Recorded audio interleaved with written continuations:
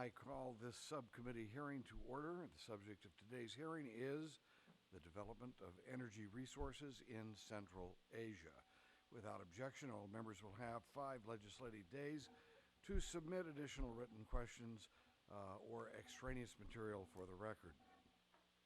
Natural resources, including gas and oil, are the building blocks of a nation's economic strength, and we all depend on these energy resources to power industry, heat homes, bring us our food and other goods.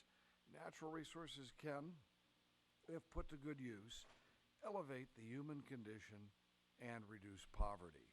That is, if it's put to good use.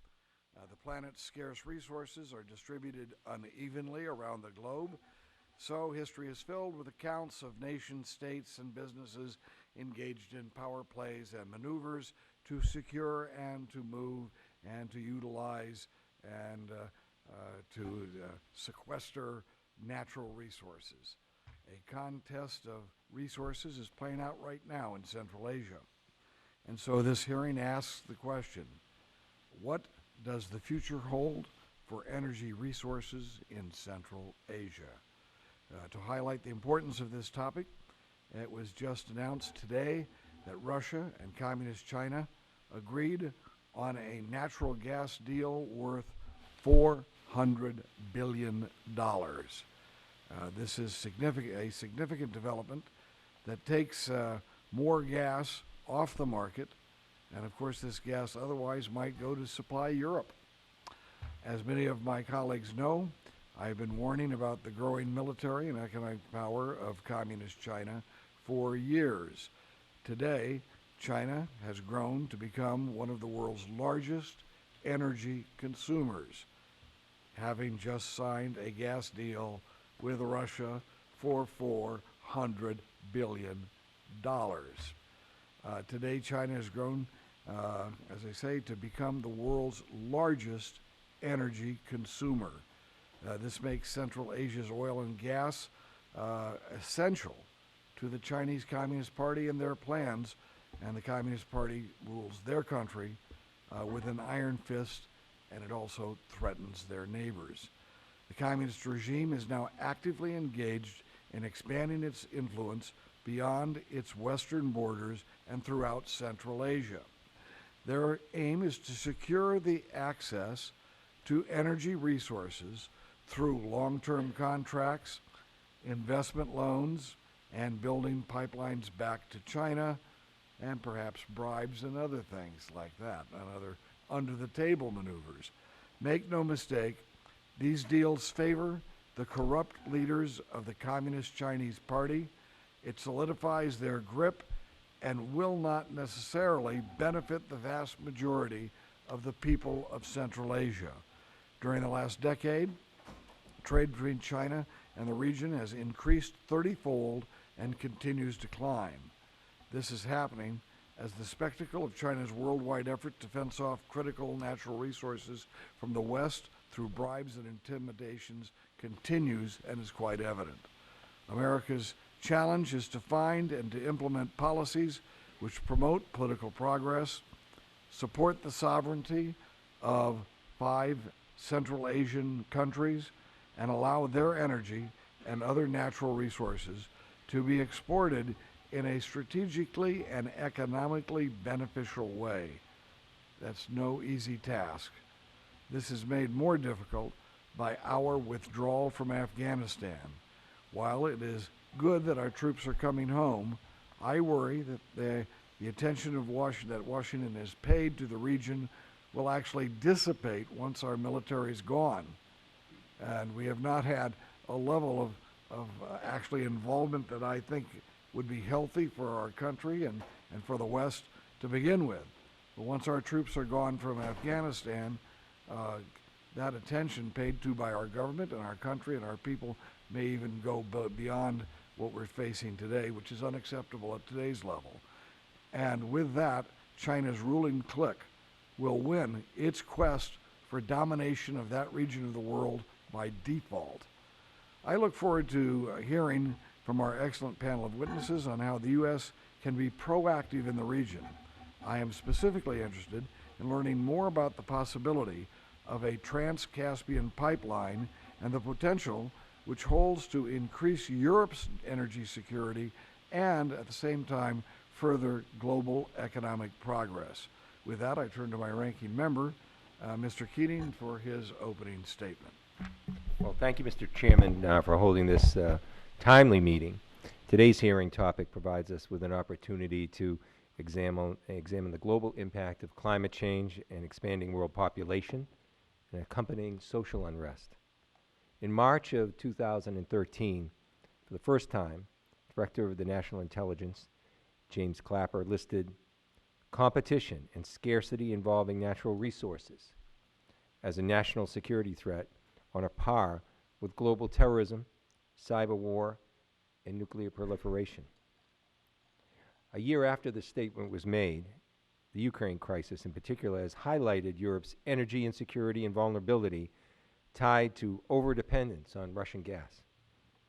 European leaders in March of this year concluded that efforts to reduce Europe's dependency should be intensified and asked the European Commission to propose a comprehensive plan to move toward energy independence by June.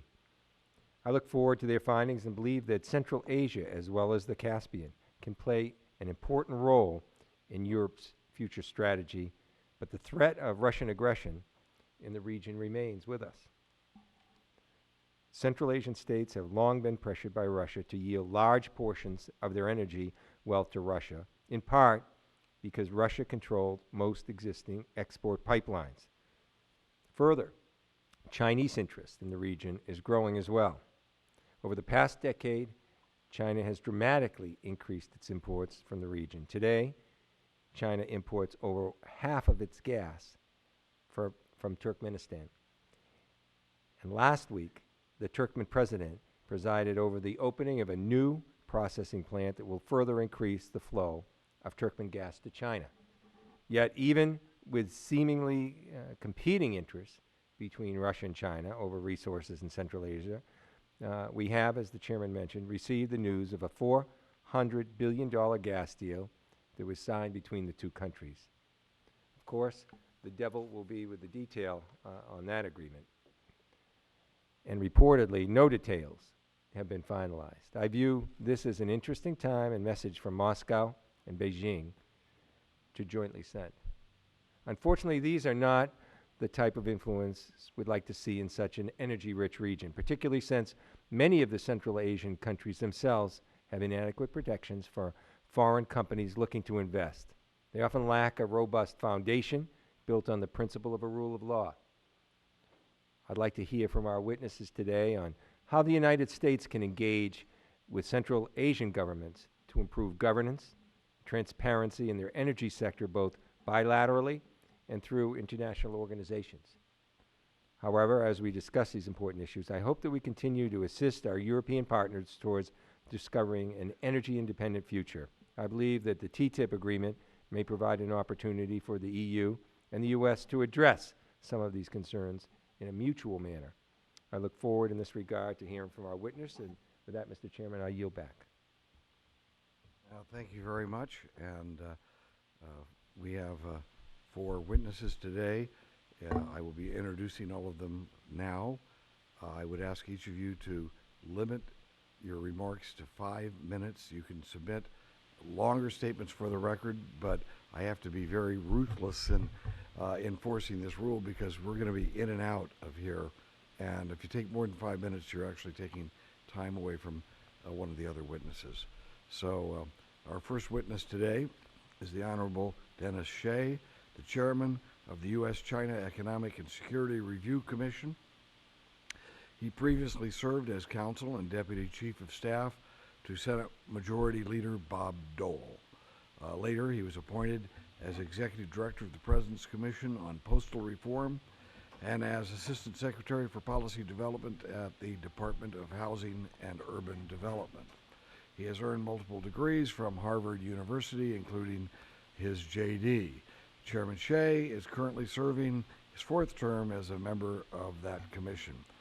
I want to note that the U.S.-China Commission produces an annual report that is a fantastic source of information about what threat and potentials we have with the Communist Chinese Party.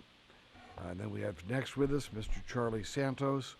He is an expert in Central Asian affairs who I've known for many years.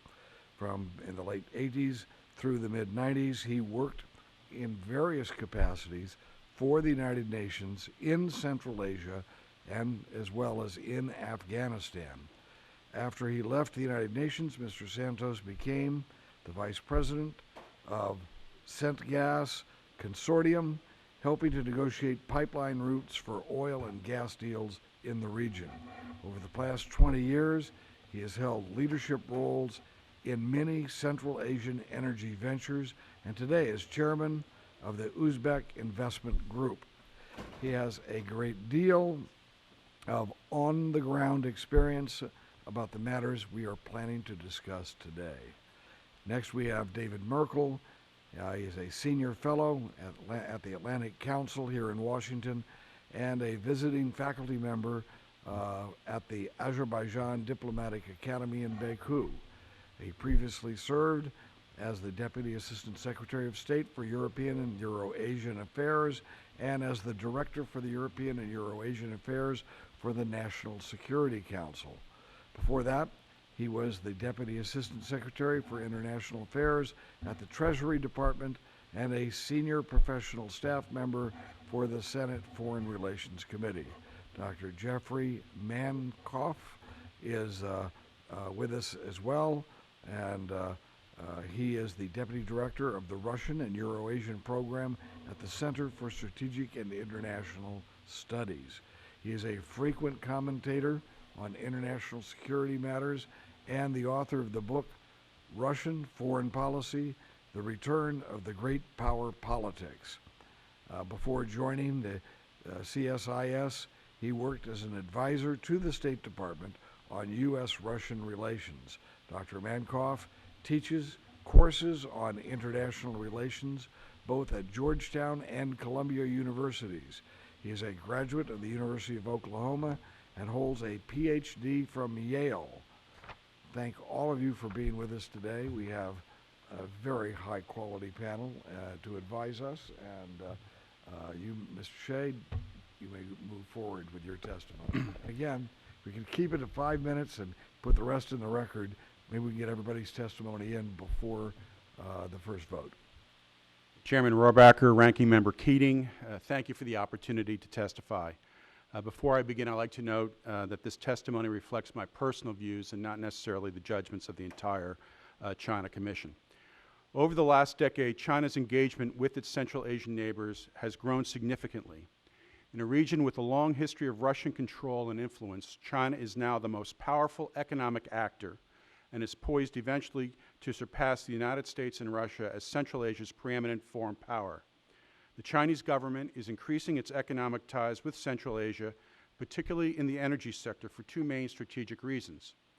First, Beijing is expanding its energy relationship with Central Asian states as part of a long-term energy security strategy designed to diversify the types and sources of energy in an effort to reduce the risk of disruption of supply. Some Chinese policymakers believe this strategy could mitigate China's so-called Malacca dilemma, or vulnerability to other countries imposing a blockade on Chinese trade at critical maritime choke points. However, Chinese growth in oil demand is such that the share of seaborne imports will increase even if all China's planned overland energy routes are realized.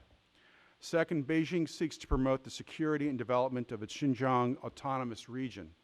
Beijing judges increased economic ties between China's westernmost region and Central Asia will raise the welfare of the ethnic Uyghurs, thereby helping to rein in ethnic unrest in Xinjiang. China's energy inroads into Central Asia are manifest in oil and natural gas imports transported via pipeline, investment in Central Asian energy companies and projects, and loans to Central Asian countries for energy products and production. All of China's Central Asian hydrocarbon imports are transported via two pipeline networks, the Kazakhstan-China oil pipeline and the Central Asia-China pipeline. Chinese banks and national oil companies have been heavily involved in the financing, ownership, and operation of these pipelines. For example, Kazakhstan, the region's largest economy and top oil producer, has been the primary recipient of Chinese investment in Central Asian oil since 1997.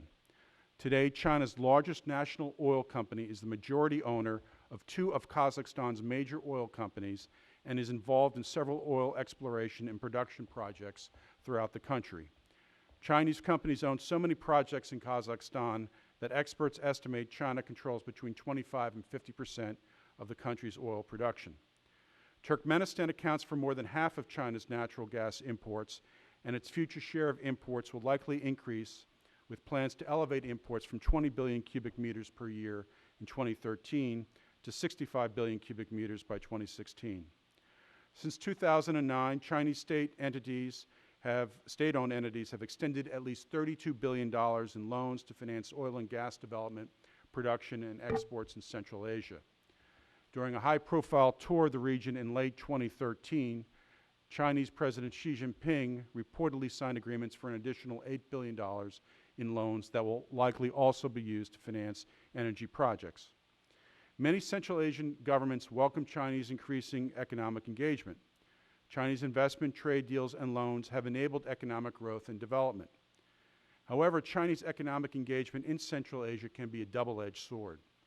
The region's over-reliance on energy exports to sustain growth can slow the development of competitive industries and democratic institutions. Additionally, at the local level, allegations of poor business behavior by Chinese companies have led to protest and violence against Chinese workers and businesses. The rise of Chinese influence in Central Asia at the expense of Russia, coupled with the probable decline in overall U.S. interest in the region after the planned withdrawal of troops from Afghanistan, will likely result in a major shift in the balance of power between the major external actors in favor of China.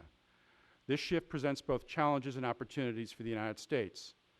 China's energy ties with Central Asia can support U.S. policy efforts to spur economic activity in the region, encourage regional oil and natural gas production, and potentially promote European energy security by weakening Russia's near-total control of regional gas supplies. However, China's no-strings-attached approach to investment can foster official corruption and may provide Chinese state-owned enterprises with an unfair advantage over Western investors. Furthermore, Beijing could leverage its position as the region's most powerful economic actor to derail U.S. policy-backed initiatives, including initiatives at the United Nations, or certainly undermine U.S. efforts to promote good governance, democracy, and human rights in Central Asia. Thank you for the opportunity to testify. Exactly 5 minutes. I timed it. I worked it. Whoa. You added so much to your credibility. Mr. Santos, you may proceed. Thank you, Chairman Rohrabacher and Ranking Member Keating. Okay. Is that better? Yeah, okay. Former Soviet Central Asia is a bridge between Europe and China, Russia, and the Indian subcontinent, consisting of Uzbekistan, Kazakhstan, Turkmenistan, Kyrgyzstan, and Tajikistan. It is a region more developed than its neighbors to the south. It straddles some very large energy reserves, most importantly natural gas, with more than 400 trillion cubic feet and significant volumes of oil. It also sits on vast mineral resources. With the collapse of the Soviet Union at the end of 1991, our objective was to ensure the freedom of the newly independent countries of Central Asia. We saw in their significant energy resources the possibility of economic growth and development, and through accessing multiple markets, economic independence. We therefore pursued policies that focused on supporting private sector approaches to the development of their energy resources and the development of pipelines and transit corridors, seeing a modern version of Central Asia's historical experience as the heart of the Silk Road. Our interest in the region weakened, bordering on disengagement as energy prices collapsed in the late 90s. The Taliban emerged in Afghanistan, and countries of Central Asia were slow in adopting transparent and investor-friendly policies and political reforms. Our disengagement from Central Asia ended on September 11, 2001, but our return was far more narrowly focused, namely Afghanistan, Pakistan, and later Iraq, never returning to the previous policy that saw the strategic importance of Central Asia, except as a logistics base of operation in Afghanistan. Afghanistan, in a sense, became the center of Central Asia for us. While we sacrificed more than 3,000 lives and spent more than $1 trillion on a nation-building exercise in Afghanistan, China sought to fill our policy vacuum, focusing on energy and pipelines in Central Asia, taking a page literally out of our policy playbook. So far, they have constructed 2 pipelines, a third to be finished this year and a fourth expected in 2017. Our allies in Europe, with even more at stake in pursuing gas resources in countries like Uzbekistan and Turkmenistan, followed the U.S. lead, even when it meant losing the possibility of greater energy supply diversification. This has led to greater dependence on Russian gas. With the withdrawal from Afghanistan and growing East-West tensions, 2014 has demonstrated that our disengagement from Central Asia has left the U.S. and its European allies doubly exposed.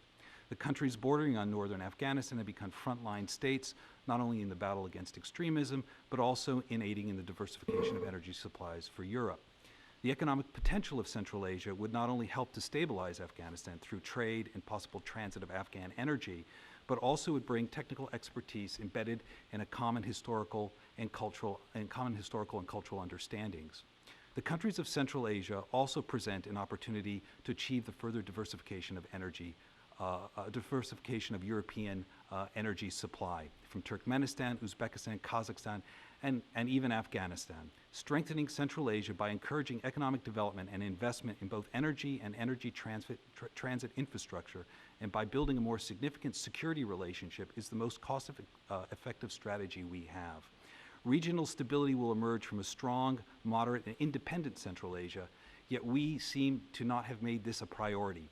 Our future cooperation with the countries of Central Asia should support and promote economic development, investment, and transparency as the best means of achieving stability. This is just as important as strengthening cooperation on matters of security. We clearly need a change in tone that is less strident and ideological and more practical and based on common interests. There are some key things I think we could do. 1, renew support for the construction of the Trans-Caspian pipeline, which will link gas supplies from countries like Turkmenistan, Uzbekistan, and Afghanistan, as well as Azerbaijan on the other side of the Caspian Sea, to Europe. Support economic capacity building, particularly the private sector, and developing better regulatory frameworks. Support multilateral financial institutions and mechanisms to ensure financing for economically viable private sector projects. Support regional governments in their efforts to build a more transparent and investor-friendly business climate, which will, I believe, help unlock further investment. Finally, there is no single way to solve Europe's energy dependency or bring stability to the region, particularly Afghanistan. But ignoring the importance of Central Asia, particularly the key countries that border Afghanistan, and forgetting our initial insights about the region will surely make matters worse. When we ignore building broader strategic relationships as we have during the past 12 years, we make our country and our allies more vulnerable. The confluence of the Afghan withdrawal and growing tension in Europe this year is giving us a chance to refocus our policies to help build a stronger and more independent Central Asia. It is an opportunity we should not squander. Well, thank you very much, and only 2 seconds over, actually. And, all right. Now, Mr. Merkel.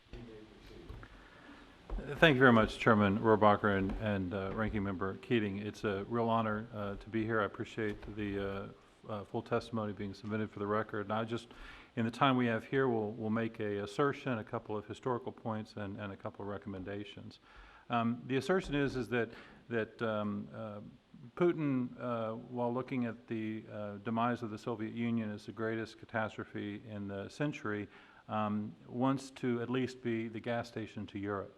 And to be the gas station to Europe, to meet the market share and even increase the market share so it has leverage to draw a wedge between Europe and the United States on international issues, it needed to do a couple of things. It could have restructured its domestic gas market some time ago. It could have invested in some more difficult domestic fields, or it can have a stranglehold on Central Asian gas and its transit there. Now, Europeans too often, and I think that this is one of the reasons behind Putin finally signing a deal that's been in discussions for 10 years, is the Germans in particular look at this issue, and we talk about diversifying global sources of energy. They talk about securing their source. They don't want their showers to go cold the way they did the 2 times that Russia shut off gas to Ukraine. But the reality is that the gas in Central Asia will be developed. There's significant volumes there. And it's either going to be developed by Russia increasing its leverage that it has on Europe, or by China, or by, and for the benefit of Europe, reducing the leverage that Russia has, and reducing the power that China is growing to have in Central Asia, and that was discussed before. In this regard, I think there's a couple of things to keep in mind. We have a template for success in this, in the Baku-Tbilisi-Ceyhan pipeline, a pipeline that was the result of good, solid U.S. leadership behind President Bill Clinton and George W. Bush, a lot of input from both houses of Congress, and of course the leadership in Azerbaijan. There is a very solid example to follow. President Ilham Aliyev has taken the steps, him being outside of NATO, outside of the European Union, closer to Russia. He's still taking the steps to say that his gas is for Europe and to join with Barroso on the southern corridor. So the recommendations that I would put forward would be one, again, with the Trans-Caspian pipeline. If we're going to decouple Central Asia from Russia or the growing influence in China, we need to join it up with Europe through Azerbaijan. Azerbaijan has been a very loyal partner to the United States in a great number of issues, and this would be a great opportunity to see the gas wealth on the east side of the Caspian join up with the west side. We need to have a higher level of engagement in the region. No sitting president has visited the region. Through bilateral and multilateral engagements, the presidents of China and Russia meet almost on a monthly basis. We shouldn't try and compete to that. We don't need to.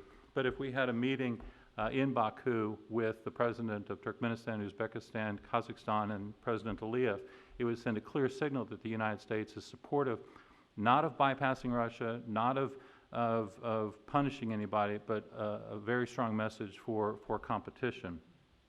Second, I think that it's important to recognize what Putin is doing here. He's taking a look at countries in the former Soviet Union and say, if you recognize that you are part of the Russian sphere of influence, there's no problem. If you don't, then we're going to create instability. And when I was in government, we did a lot following the Georgia war that was kind of undone by Sarkozy's lack of negotiating skills in the ceasefire agreement and the Russian reset. But we need to look at what Putin may be thinking about next after Crimea, if he gets away with it as he thinks he will, and we need to focus more on U.S. leadership behind settling the Nagorno-Karabakh conflict in a peaceful manner that benefits both Azerbaijan by getting territory back that's been occupied, Armenia by getting out from under the Russian umbrella of its security. And I think that Putin would love to bloody the nose of Azerbaijan because it's the biggest vehicle to see the Caspian energy reach Europe. Second, I think that some of the issues were talked about on the business side. OPEC should be re-engaged to see whether there's a possibility that OPEC can do more to promote energy investment in Uzbekistan and Turkmenistan. Congressman Keating, you mentioned governance, a very important issue. But we need to remember that unlike Central Europe, we don't have debt forgiveness, NATO membership, EU membership for these countries. We have to recognize that we always do ourselves good when we live up to our examples that our country was founded on. But we need to be informed by our own experience and recognize the neighborhood that they live in and talk about more than simply NGOs and democracy. Thank you. Mr. Bankoff. Mr. Rohrabacher, Mr. Keating, thank you very much for the opportunity to testify this afternoon. While the United States has viewed the Caspian Sea Basin as a potentially major new source of oil and gas, it has long fallen short of its apparent potential. In recent years, though, Central Asia has produced and exported increasing quantities of both oil and gas, though it is primarily China rather than Europe that has emerged as the region's principal customer and source of investment. While sales to China help the Central Asian producers lessen their dependence on Russian markets, they also limit prospects for transparency and political reform and represent a potential obstacle to Western influence in the region. The United States has long recognized that pipelines to global markets would allow the countries of Central Asia to diversify their ties, create a new source of revenue for economies struggling with the collapse of the Soviet Union. The U.S. also believed that the presence of international energy companies could help transform the region's economies by introducing Western business practices, promoting transparency, and creating a new generation of specialists. In the 1990s, the target market was Europe, while today the United States is focused on markets in South Asia as part of its new Silk Road initiative, promoting the construction of the so-called TAPI pipeline from Turkmenistan through Afghanistan to markets in Pakistan and India. Both in the 1990s and today, U.S. efforts have faced significant hurdles, perhaps most importantly, questions about commercial viability. While the U.S. and its allies succeeded with much effort in bringing about the construction of the Baku-Tbilisi-Ceyhan pipeline, efforts to link this corridor to the east side of the Caspian have had limited success. Despite the recent agreement to construct a southern gas corridor from Baku to European markets, efforts to build the Trans-Caspian pipeline have so far made little progress. The major beneficiary of the struggles that both the United States and Russia have faced in this region has, of course, been China. And the reasons for China's success are not hard to grasp. It's a growing market with exponentially expanding energy demand.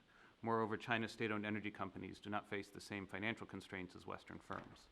Flush with cash, comparatively insulated from the need to make an immediate return on their investments, they're less sensitive to political and economic risk, and more responsive to political direction. China's emergence into the Central Asian energy game represents both an opportunity and a challenge. While the West has talked for 2 decades about new pipelines, China builds them and is pouring significant amounts of money into Central Asia in the process, thereby reducing Russia's hold on the region's economies. These new Chinese pipelines, moreover, promote cooperation and interdependency among the Central Asian states.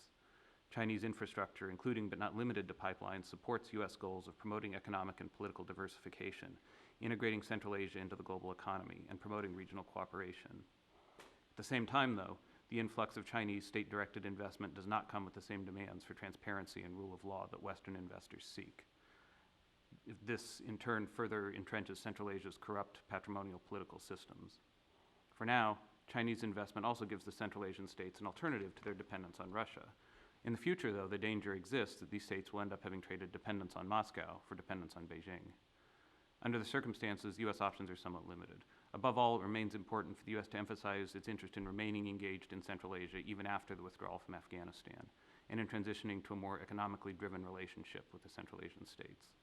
To the extent that the United States is serious about connecting Central Asian energy producers to global markets, it has an interest in these Chinese infrastructure projects.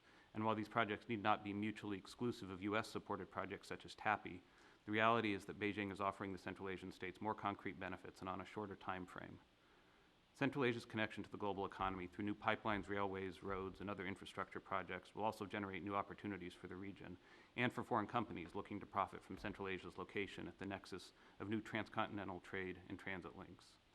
The U.S. can help this process by continuing its work with the Central Asian governments to promote a more favorable investment climate. The U.S. should also help the Central Asian states progress towards membership in the World Trade Organization, which they view as a means of insulating themselves against economic coercion by their larger neighbors, and a means of promoting their own economic transformations. At the same time, the United States should encourage more openness to non-energy investment, which can help wean these countries off their dependence on natural resources and provide greater opportunities for non-Russian and non-Chinese companies. The development of Central Asia's energy resources highlights what is perhaps the central challenge facing United States policy in the region. The U.S. is far away, has fewer direct tools available than either Russia or China. Nevertheless, the U.S. has an important role to play in ensuring that the Central Asian states remain fully sovereign and independent members of the international community. It can best do this by remaining engaged, including in Afghanistan, supporting the integration of this region with global markets through new transportation corridors, regardless of which direction they go, and by continuing its efforts to make Central Asia a more attractive place to do business. As the United States winds down its decade-plus of military operations in Afghanistan, it needs to place its engagement with the states of Central Asia on a new basis. Focusing on creating a more favorable economic environment can help bring more foreign investment to the region, which in the longer term will be the major factor determining the extent to which the United States and its allies believe that they have a stake in Central Asia's development and prosperity. Thank you. I'll have to admit that this panel has been more accurate in the formulation of their time than just about anyone I've ever witnessed, so gives me hope for the future. But for right now, I will yield to the ranking member so he can proceed with his questions, just in case there are votes, and then I will let Mr. Moreno has joined us after that, so that I will then be the last to ask the question. So go right ahead. Well, thank you, Mr. Chairman. I was curious on one issue I didn't hear directly touched upon, but to what extent, if any, has Russia's energy giant Gazprom locked up oil and natural gas supplies from Central Asia? And to what extent can the major energy producers in the region, Kazakhstan, Turkmenistan, Uzbekistan, move oil and gas supplies to markets other than Russia? Anyone could jump in if they'd like. There's still, I mean, with regard to the who owns the molecules and the transit routes, there's still opportunities to bypass Russia. Really, Uzbekistan and Turkmenistan, even though Turkmenistan is the largest importer of gas to China, there's still a lot of recoverable reserves in both places. I would differ from my colleague here, where I think that heading south, there's too many obstacles. The advantage of transit revenues to Afghanistan is attractive, but I think that we ought to re-engage on bringing it on through the Caspian to link up with the southern corridor. Santos? There are basically right now two ways to get the gas out. One is through Russia, and the other is to China. The two pipelines are already built. The third one is being finished this year. The other options are Trans-Caspian, as we discussed, TAPI to the south. I actually spent 3 years on TAPI negotiating the transit agreements with the different Afghan groups in the late 1990s. My feeling about TAPI, and I tend to agree with David, my feeling about TAPI is it's much more complicated. The market in Europe is bigger. The obstacles, I believe, are less compared to what you have to do to get the pipeline through Afghanistan and these Taliban areas, great drug production, instability, and you're basically bringing it to Pakistan, and then Pakistan, you need the market in India to really justify the cost of that pipeline, but do the Indians want the Pakistanis to control their gas? I mean, we're talking about this in another sense, in terms of Russia controlling. I think India would have a harder time with that, and I think that they've actually refocused in terms of looking at energy sources in other areas. But those are the ways, and so I think from a policy point of view, it seems to make most sense to look at the Trans-Caspian and look at trying to get the gas to Europe. I think you touched on another question I had with India, Pakistan, and Afghanistan, which presents a whole new set of issues. But now the Russian opposition, getting to the Trans-Caspian pipeline, could impede its construction, at least in the short or medium term. This could force Turkmenistan to look for alternate land routes to ship its gas to Europe. One potential route may be through Iran's central gas transportation trunk lines into Turkey. Is Turkmenistan interested, do you believe, in the European market in this respect? And what are the issues surrounding this type of rerouting? Would the current Western sanctions in Iran, for instance, prevent Turkmenistan from exploring this option? What do you think in regard to the Trans-Caspian pipeline in that respect? Yes. With regard to the Trans-Caspian issue and Russian pressure, this is certainly one of the major concerns. Russia's used its leverage over all of the other littoral states to essentially argue that no Trans-Caspian infrastructure can be built until the territorial disputes are resolved. And of course, that means Russia views itself as having a veto over this issue. At the same time, because of Russian military and naval capacity, there's obviously an ability to physically prevent or disrupt construction of projects that Russia does not support. With regard to the Iranian route, there is, of course, interest on the part of the Turkmen who do sell some gas to Iran already. Obviously, there would have to be a lot done in order to reintegrate Iran into the international system in order to make that a viable way to go. And that, of course, also depends on what the Iranians do. Anyone else want to mention?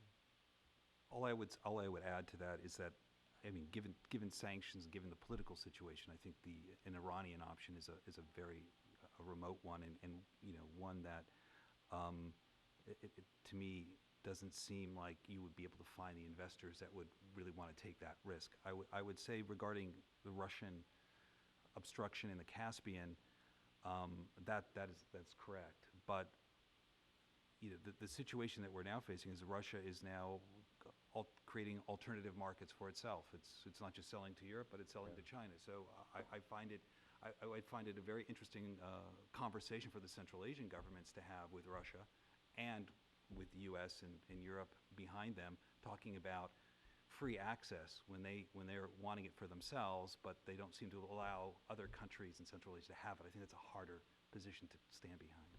Do any of you want to just comment briefly on the announcement with the $400 billion plan? You know, just what your thoughts are, speculations might be, or Key thing there is the price. I think it's basically a sign of Russian weakness. They need to diversify. They need the money. Their economy is basically flatlined. The Chinese had the leverage.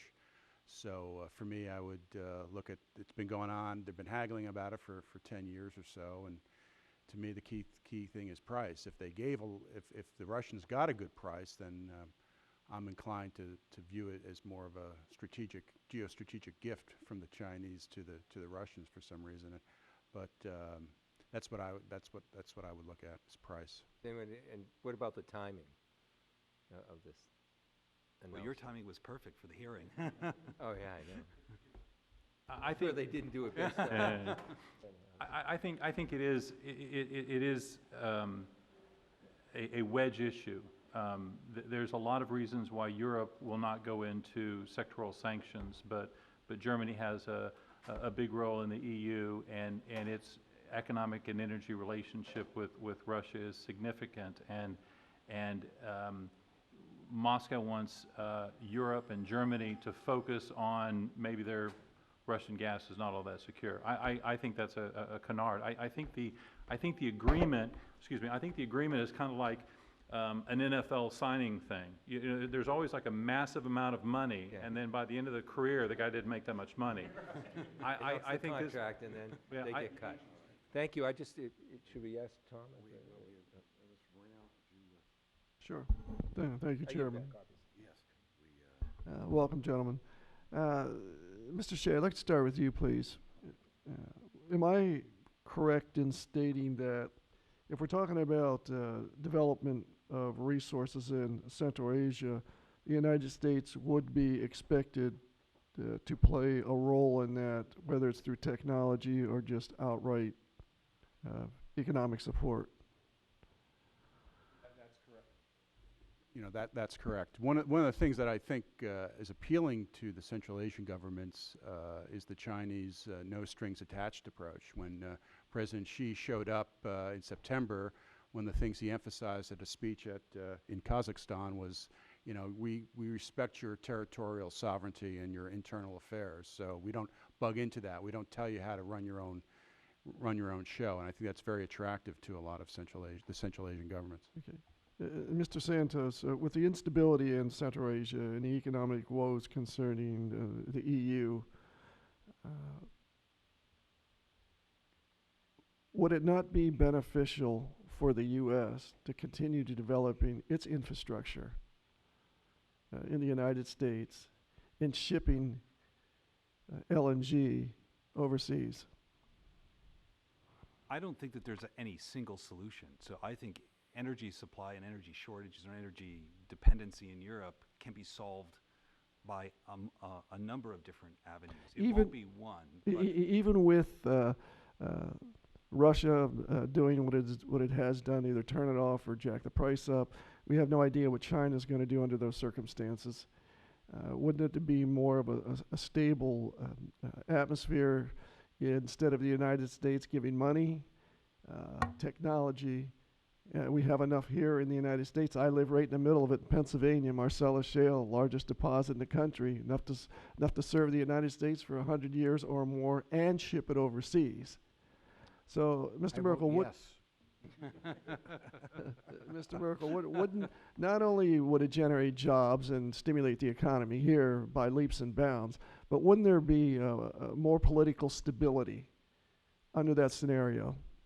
I think that exporting LNG in volume would be the single best thing that we could do to remove the scarcity of gas in Asia, really take a concrete step in the Asia pivot, remove energy as a tool from Putin.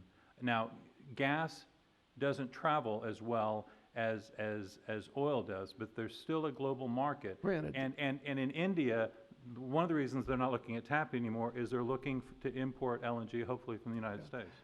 Look, we can put a man on the moon and we can transplant a heart. We can figure out a way to transport LNG from the U.S. Overseas. And I think there'd be a lot of swaps with Qatar. I think that's the way it would work out. It would go to the UK and there'd be swaps. There's definitely, Sure. we can definitely ship it.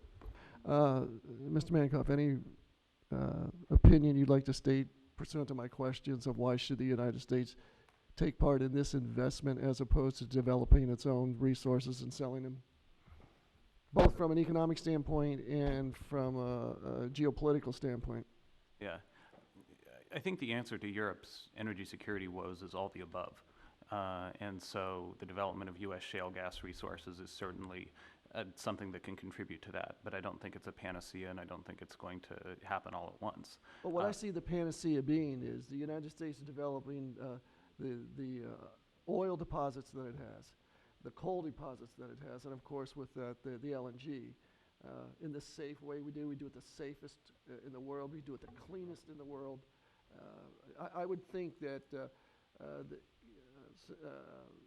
stand countries, Europe, would certainly like doing business with the United States more so than it would the Middle East or Russia or China for that matter.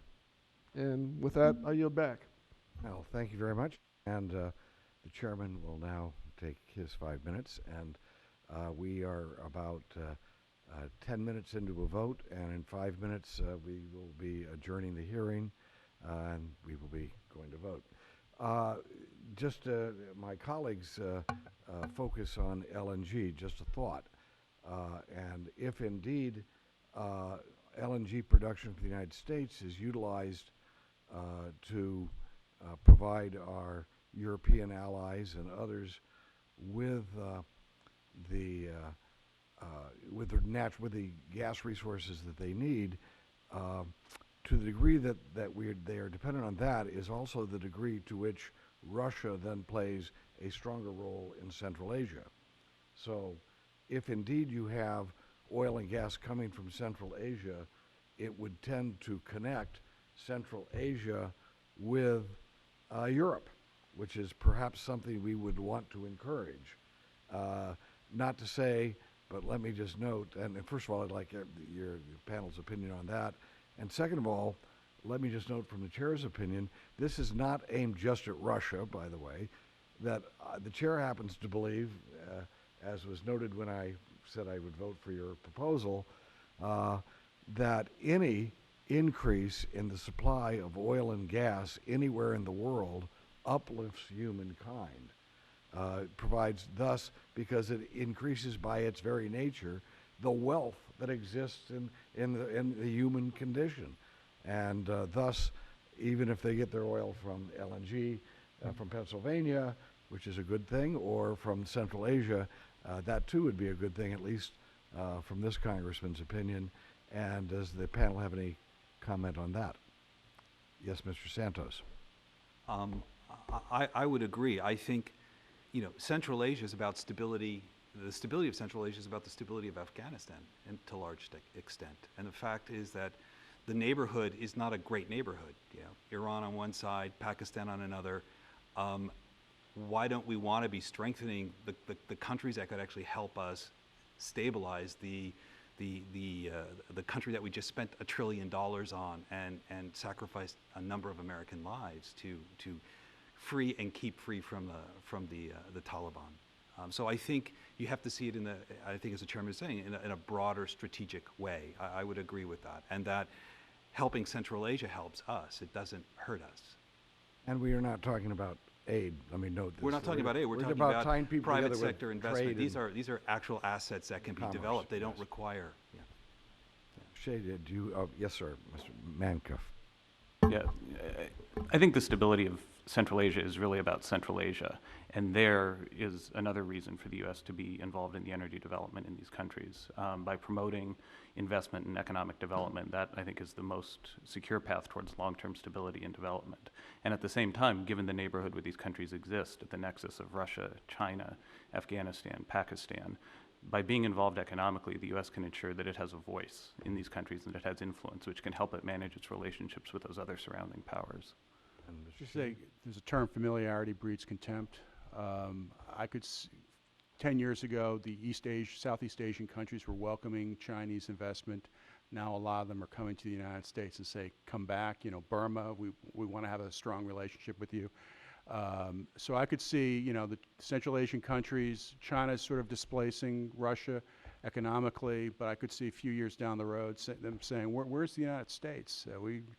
Because the Chinese, typically these large state-owned companies throughout the world bring a lot of negative things. Merkel, go right ahead. Yeah, it's not needed. Investment is not needed. Political leadership from the West is needed. This will be done with private sector money. It's political leadership that's needed. And just as the Baku-Tbilisi-Ceyhan pipeline linked to Europe, Azerbaijan, we need to cross the Caspian, so to the benefit of Europe, but also for greater prosperity and stability in Central Asia. I have been noted that we have 5 minutes left for the members to go and vote. Let me just sum up today's hearing, and that is to say that, number one, we appreciate the panel. You have given us food for thought, and I think that those of us who participated will have you know, we have some new information and ammunition for making these decisions. I personally think this last talk that we just had, because I brought up the issue, of course, was most significant in that, yeah, let's be aware that China and Russia and how their influence on Central Asia and what's good for them is something we have to put into our equation. But as we create a real global economy, Central Asia is playing a pivotal role. That's the center of the universe. And if we let the center of the universe be dominated by Russia and by China, by not utilizing a commercial interaction based on their natural gas and oil, we are leaving that center of the universe to be in a commercial relationship with those powers rather than the Western democracies in the United States. So I prefer to, as I say, look at this not as an attack on Russia and China, but setting up a global type of system that will improve the life of everybody. So thank you all very much. This hearing is adjourned.